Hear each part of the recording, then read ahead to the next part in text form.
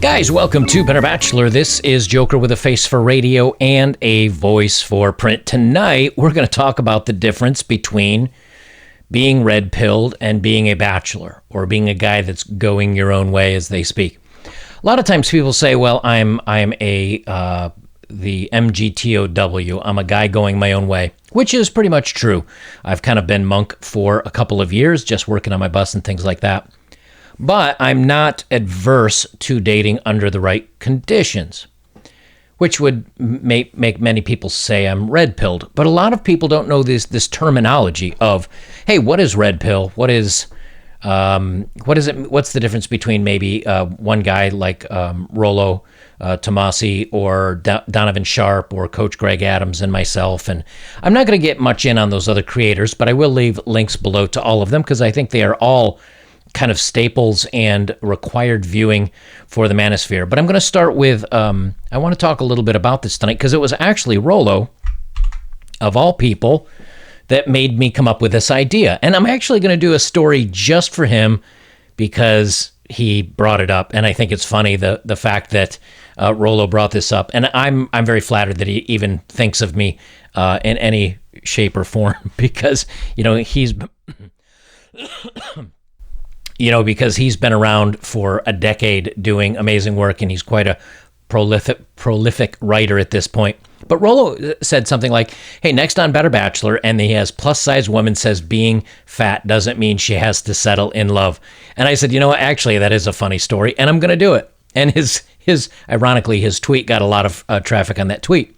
But there's also a reason. Why wouldn't you say, well, why doesn't Rollo do a story like this? Why doesn't he talk about this stuff? Why would he make fun of, I don't know if he's making fun of me, but why would he say it'd be on my channel? And it got me thinking a little bit about, hey, what's the difference between kind of the bachelor mindset, or I just want to be alone, I want to do my thing, and having red pill knowledge, that's the Matrix reference of taking the blue pill and staying in the world and seeing everything the way it is, or taking the red pill and awakening to the way life really works. That's the reference. And I said, actually, that's a good point. That's a topic for today. So let's talk about the difference between being red-pilled and being a bachelor. And so I went to Dating After the Red Pill, and this is a site where guys will go to read articles and maybe get some ideas of maybe how to date once you have this knowledge and how to attract women. And then the other thing I'm going to talk about is the 11 hard truths I learned from taking the red pill. And we're going to actually start there tonight with the 11 hard truths I learned from taking the red pill, because this will give you an idea of kind of one guy's, and I'll expand on it a little bit, but one guy's awakening to what it's like moving from nice guy, guy next door, she always blows me off, but I was really good to her, kind of blue pill thinking, to red pill thinking. This is from Nicholas Peake on Return of Kings. And he says, for most of my life, I've been that friendly small-town guy, a likable guy who always seemed to establish a good feeling and friendly rapport with the people I meet. Let me zoom in for us here. The kind who would stop to help a stranger with a flat tire, or that father wouldn't mind taking his daughter to a dinner. I was the type of fellow you could invite over to visit your house without even the slightest concern about anything going wrong. And yet, at the hands of a woman, I was so vulnerable, I was prone to error. Having been the classical nice guy I was for so many years, I can recall many instances of humiliation, wasted time, money, effort, missed opportunities for romance and intimacy, and much more. I have a number of stories regarding dating women in which, after always being the best gentleman I could, I simply couldn't fathom how it was the girl I pursued ended up giving her attention, and worst of all, her intimacy, to some loser, while I was waiting with bated breath, ever devoted, and waiting for the sweet princess I desire to give me the chance to make her happy. And this is a mistake a lot of guys, when we're raised, we're taught, and I apologize for the shaking. I'm trying a new camera mount tonight, if the video shakes a little bit. This is something that when young men are growing up, we're often taught by our fathers or by society. You be a nice gentleman, you treat her well, you'll take her to dinner, you provide for her, you eventually fall in love, and then you get married and have kids and happily ever after. And then somewhere along the line, those same guys would see the guy that he's trying to flirt, or the same girl he's trying to flirt and talk with, go off and get stuffed like a turkey sausage in the backseat of her car with some loser who, has done time in jail. And they're like, I don't understand what is going on. So taking that red pill is just coming to the understanding that maybe women don't tick the way we think they tick, and maybe they don't think the way they think. So he goes, here's the 11 truths that he learned. And I'm not going to drill down too deep in them, but I'll touch on them. Women will treat you the way that you allow them to. In other words, if you allow them to walk all over you and treat you poorly, they will. And the same thing goes for women. If a guy pushes too hard and you acquiesce and you let him take advantage of you, people will. Not everybody, not good people, but a lot of people will. And so the first thing is, hey, don't allow anybody to push you around. Have your own standards. Stand up for yourself. How do we do that? By becoming better men. We talk about that here. So no differences between Bachelor and Red Pill yet. Being the classic nice guy means being a sucker and not getting any intimacy. Yep, you're the nice guy. You pay for the dinners. You treat her well. But in the meantime, the bad boy that's chaotic and fun and crazy and gives her the butterflies, he gets all the action. Well, we talk about that here too. So that's not different than any Red Pill or versus Bachelor. And when I say Bachelor, I'm meaning like guys going their own way as well. One-itis equals weakness. Okay, now this one is a slight difference. Oh, sure, monogamy is necessary for long-term relationships, but how many times have we seen this story? She's a real mean sometimes, but I don't want to lose her. I love her, man. And then the poor schmo continues a life of suffering, nagging, and general misery because he's so needy and dependent upon that one true love. Even worse, if she humiliates him and cheats on him with a more exciting guy until he drops her and needs her nice guy provider back. In other words, she will cheat on him, she'll use him, he'll stay with her because he feels he has no value, and he sticks around. And we see this a lot nowadays with a lot of guys that don't have any strength or fortitude to stand up to this, right? Well, we talk about not being bowled over, pushed over by women, but what's the difference? Well, they say she's not one in a million, she's one of a million. She can be replaced. Treat a good woman well, but don't invest 100% in a woman. Well, we kind of do talk about that here, don't we? That's long-term dating versus short-term dating versus cohabitating versus getting married. It's like keep it short and keep it simple. Well, so maybe we're on the same page there. Don't tolerate being friend-zoned. Well, we talk about that here. In other words, we just don't keep putting in effort hoping to have a chance with a woman. So no differences yet. Women want to be led. Now, here's where we start getting a difference. He says, in the most recent long-term relationship that I mentioned earlier with the Latina, she often became more and more annoyed and put off by my lack of leading and handling things, both big and small. As time went on, she came to lose respect for me as I wasn't taking control of where we went, our plans for time spent together, and more. A woman who is with a man who is not in charge, no matter what feminist propaganda or magazine snippets claim, is a woman who loses respect for him and resents him. So it sounds like they're saying, hey, be a strong man and do your thing. And if she wants to be led and follow along, she'll join you. But if she wants to be the strong alpha in the relationship, then it's not a relationship. I don't know. I'm not hearing too many differences yet between Red Pill and Bachelor. The Western ideals for femininity and beauty are crap. I've talked about that before. Women do not, here in the United States, women don't worry about their weight as much. They don't take care of their looks as much. They don't dress up as nicely for dates and things like that. Because I tell you, I've gone on some dates overseas. The women were always dressed very nicely, not provocatively, nicely, attractive. They were feminine. They watched their weight. They went to the gym. They exercised. Now, yes, women do that here too, but in a much larger supply overseas that I encountered. It's not the case in all cases, but the women I encountered were. People won't like that you're pursuing foreign women, especially American women. Maybe, I don't know. Lack of strong fathers creates blue pill men. Well, we talk about that. Being yourself isn't what it takes. Now, here's where we start getting a difference, I think. Another feel-good blue pill expression is just be yourself. Unfortunately, in the real world, being myself, with all my flaws, lack of direction, and much more, is how I ended up with little to show for my effort and taken advantage of by women. The truth is, that's not what it takes. Rather, the red pill version should be the best you can be. Well, we talk about that.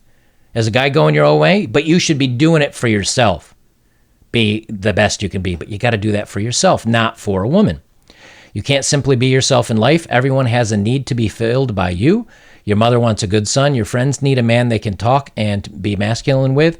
Women need a strong man they're attracted to who can do them well, won't be emotional little bees, and can lead. Well, we kind of do agree in that, and that you need to be a strong, successful, driven man, but you have to be strong, successful, and driven for yourself. Where the red pill seems a little bit about you do that for yourself, but also it helps you get women. And maybe that's a side effect. Number 10, we're 9 in and we seem to be pretty much the same here, don't we? Number 10, a better appearance leads to more attraction from women. I believe this to be one of those truths we can all feel intuitively, but are programmed by the blue pill messages in TV, music, and peer pressure to ignore. Today's extreme girl power movement views attempt to ignore and denounce a fundamental human characteristic. The fact is that the better you look and the better you'll do in life, especially with the opposite sex. Until relatively recently, I wore anything I wanted to wear. I had dorky t-shirts with custom nerdy logos I made myself, ill-fitting clothes, no concern for color or style, and more. My body was thin and average at best. Since changing my wardrobe, working out regularly, and changing my body language, I've quite often gotten the attention of women I meet here and there, and also get more respect from men. Now I'm getting compliments on my clothing and looks, especially my new physique from ladies. And of course, what's on the inside does matter, but so long as what's on the outside. You don't have to look like a Greek god. However, wearing NASCAR t-shirts, having a crappy goatee, and hoop earrings along with sloppy torn pants is not conducive to the style of an alpha male. Well, there we're going to differ a little bit. This t-shirt cost me $8 at, I think, a bargain bin, like secondhand clothing store. I think it looks pretty good, especially when I button up and I iron the collar a little bit. Do I care what other people think of my style? No. Do I have some $500 suits in the other closet that I can pull out with one of my very, very thick, unfortunately very warm, nicely dressed shirts that I can starch the heck out of and look like $1,000,000? Yep. The last time I put on one of those suits, about 2.5 years ago, when I had a job and I was required to wear one. The difference is, I think, the mindset. Let's read the last one and then I'll kind of sum this up. Escalate or expect to lose. Personally, this is one of the hardest truths to learn. It's like there was an invisible wall in front of me before to be broken through. I can remember from the age of 18 many occasions in which I found myself sitting alone with a girl only to procrastinate and delay making advances towards her. I was too shy or being too decent towards women, and I was just not trying to get one thing from them unlike the other guys. Then they slipped through my hands and another opportunity for getting laid disappeared forever. In reality, your competition won't make the same mistake. The same woman who patiently waited for you to make your move will soon be taking off her cute undies for the next man who doesn't give a crap about being a nice guy. They might even have a laugh at your expense. A man has to feel out her body language and make his move. Getting last-minute resistance, LMR, does not mean giving up forever, but rather perhaps regroup and trying again in a little while. Women are more intimate than I was raised to believe, and aren't the precious innocent angels that they'd have you believe they are. In my early 20s, I had dated Trisha for a short time, only to do the usual beta things with her, including never making a move. I didn't escalate for intimate advancement. I was waiting for the right time. Ultimately, I found out later she and a female friend had a good laugh at my expense, even gleefully mentioning it to my male boss because I never took a shot at getting that in the fun place. That was a slap in the face of my nice guy ego, and a permanent reminder of the true nature of some women. Unless she's a prude or has personal issues, a woman loses interest in a man who's too weak to go for it. I actually agree with that. But the last 2 points make kind of the difference between being a red pill and being a guy going your own way or a bachelor, is that both of us have the same roots and we both have the same trunk of the tree, and most of the branches on that tree are the same. The only difference is that guys that are still dating and still want, and to a point on, like for Rollo, is that guys that listen to his content want to learn how to attract women, how to get the attention of women, how to escalate, how to move things along, how to get them attracted to the guy, how to the guy to eventually score, maybe to find a girlfriend, short-term or long-term, maybe to find somebody, maybe to find a way to be able to communicate and understand, what does it mean when her body language does this?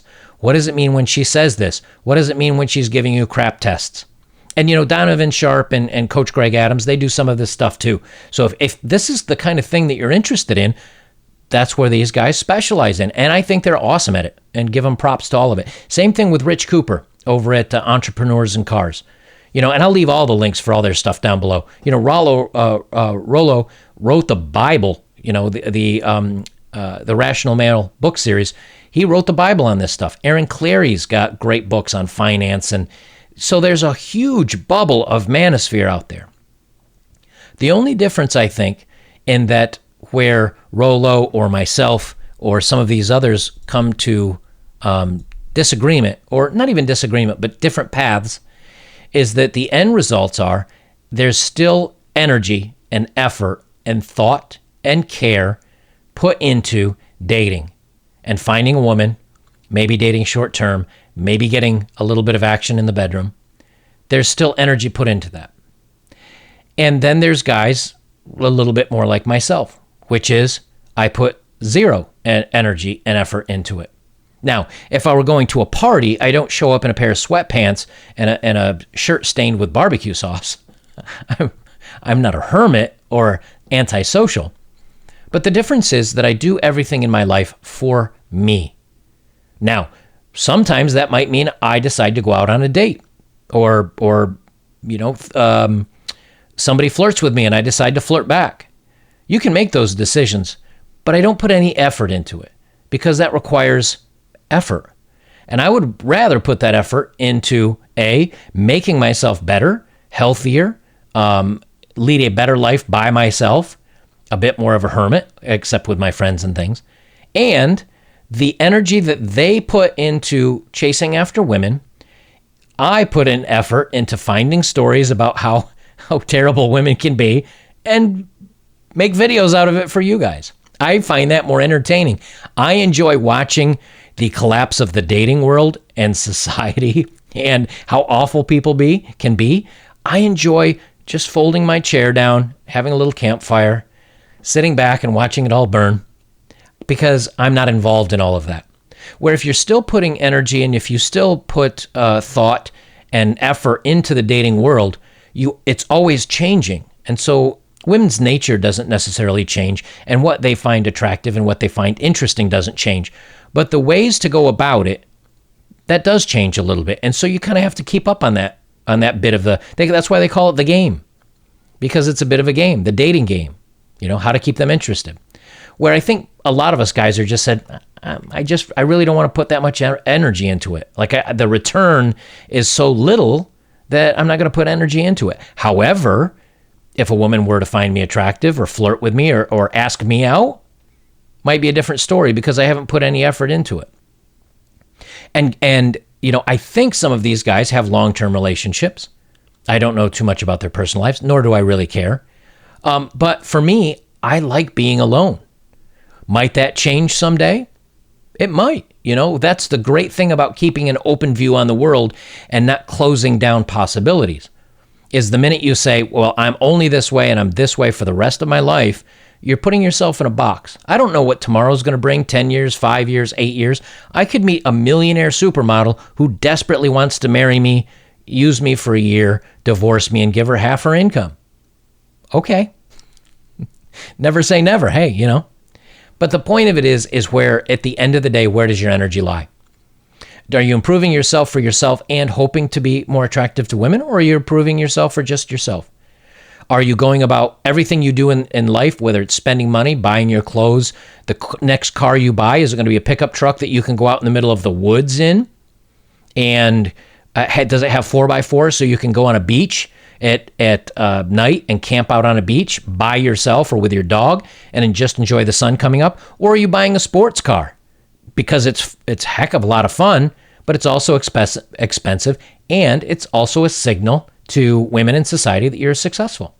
None of these are right or wrong. It's just what is the right way for you. And that just depends on what's important to you and where you want to put your energies. Do you want to put it in your own hobbies, enjoying your life, not worrying about a lot of things, kind of a lackadaisical, who cares? I'm just doing me and doing my thing. Or is there still part of you that says, hey, I want to go out there and date. I want to meet women. I want to meet attractive women. I want to be intimate with women, and put your energy towards that.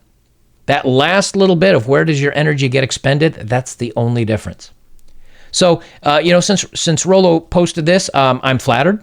Thanks, Rollo. I didn't even know you knew I existed so much. So the fact that you gave me a story suggestion, I'll take it.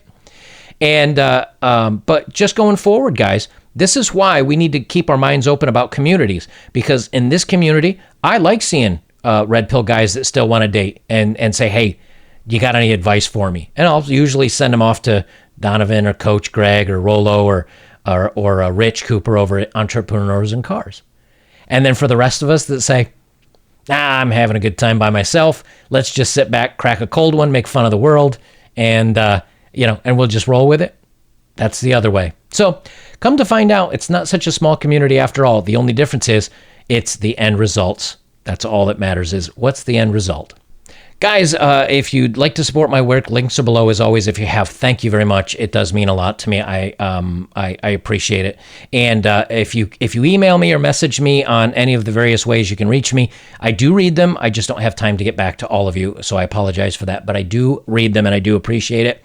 And of course, the best way you can support me is like, comment, share, subscribe, and check out my older work as well. Guys, I'll leave it there. This is Better Bachelor. I'm Joker. And remember, the community is the community. We're all the same. The only difference is the end goal. Are you really cool being by yourself and not worrying about your dating life, or do you want to put energy into dating? Other than that, I think it's a small world.